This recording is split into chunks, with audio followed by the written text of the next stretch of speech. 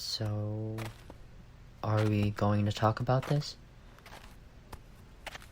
It's okay if you don't want to right now, but I think it might help. I can see how bad you're feeling about all this.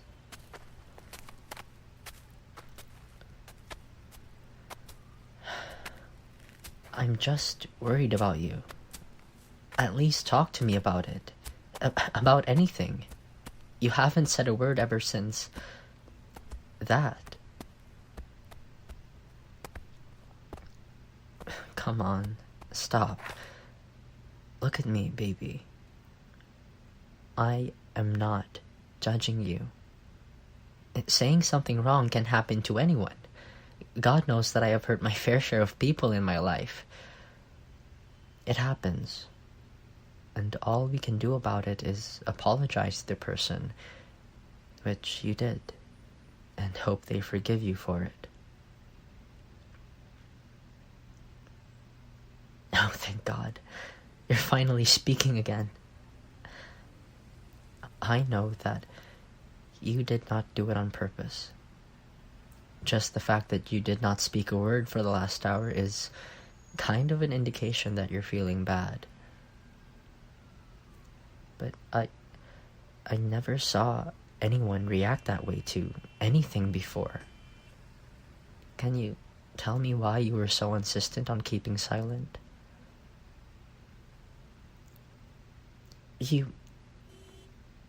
Oh, baby. I am so sorry you feel that way. Come here, give me a hug. I had no idea you felt so insecure about that. But I assure you, everyone at the party understands that you did not mean it in a malicious way. And just because you hurt people sometimes, like everyone does, is no reason that you should never talk to anyone ever again, as you said. No, baby, of course they don't hate you now. They all saw how down in the dumps you were before I finally noticed and took you away. I am sorry that I did not see it sooner.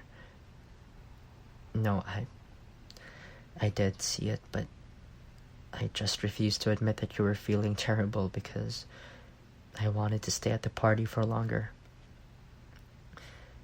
That is not the behavior I should have shown towards my partner, and I am sorry.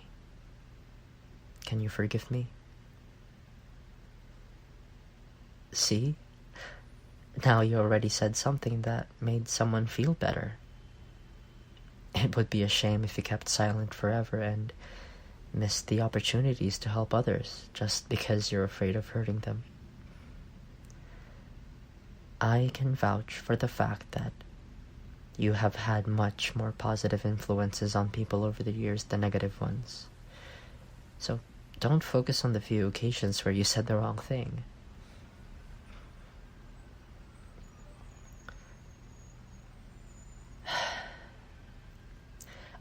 I'm not going to sugarcoat it for you, baby. Yes, she was pretty hurt by what you said. Even I was a bit shocked at first, because that seemed so unlike you. But she will be fine. You apologized immediately, and that already goes a long way. Who's at fault here? That is a very good question. It's not her, but I also would not say it's you. Why does there exactly have to be a victim and a perpetrator? I am not sure what exactly drove you to say what you did, but I assume that it was a combination of you not knowing everyone that well, getting swept away by the atmosphere of the conversation, and your general social awkwardness. And because of all that, you just overshot. the target when you wanted to say something clever. Does that sound about right?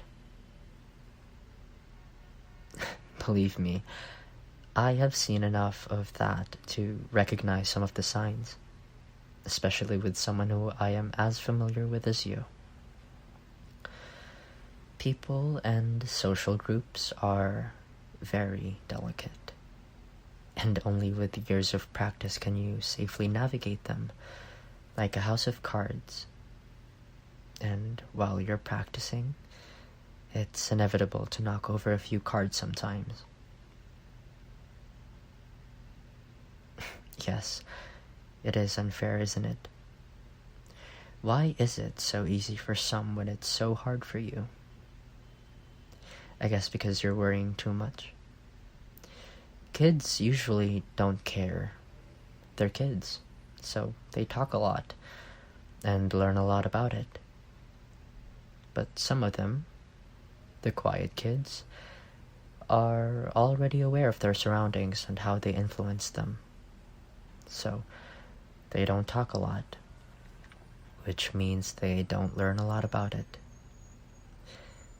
And in a cruel twist of fate, that causes them to have less experience with it and accidentally hurt others from time to time.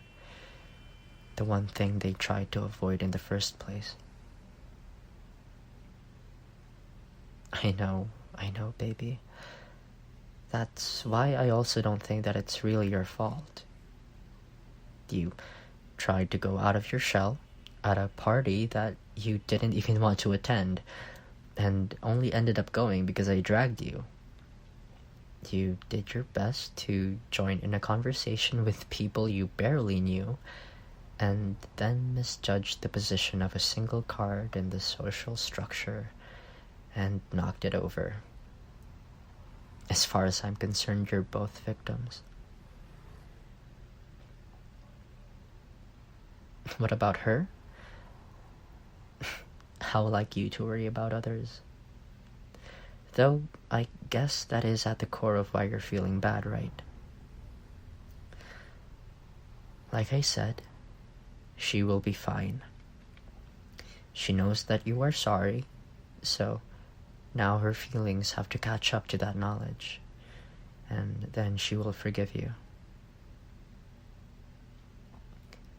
I see your pained expression when I talk about that. You really care, don't you? Even though you barely know her. Why is that? I think that it's more than just empathy. The reason you are so worried about her is because you know what it feels like to be hurt like that. You